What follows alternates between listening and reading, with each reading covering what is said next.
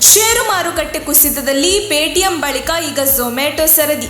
ಜನವರಿ 24ರಂದು ಆರಂಭಗೊಂಡ ಷೇರು ಮಾರುಕಟ್ಟೆಯಲ್ಲಿ ಝೊಮ್ಯಾಟೊ ಷೇರುಗಳು 19% ಕುಸಿತ ಕಂಡಿದ್ದು, ಬಿಎಸ್ಸಿಯಲ್ಲಿ 92.25 ರೂಪಾಯಿಗಳಿಗೆ ಕುಸಿದಿದೆ.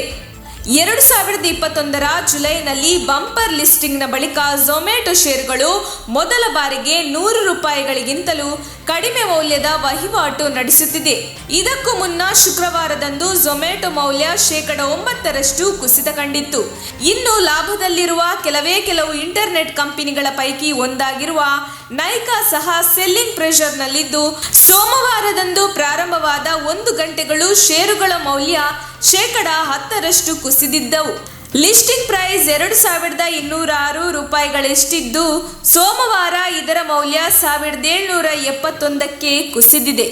ನಮ್ಮ ತುಮಕೂರು ಮಾಧ್ಯಮದ ವಿಶೇಷ ಸುದ್ದಿಗಳನ್ನು ನಿರಂತರವಾಗಿ ಪಡೆದುಕೊಳ್ಳಲು ಚಾನೆಲ್ ಅನ್ನು ಸಬ್ಸ್ಕ್ರೈಬ್ ಮಾಡಿ. ಕ್ಷಣ ಕ್ಷಣದ ಸುದ್ದಿಗಳಿಗಾಗಿ www.nammathumakuru.com ಗೆ ಭೇಟಿ ನೀಡಿ.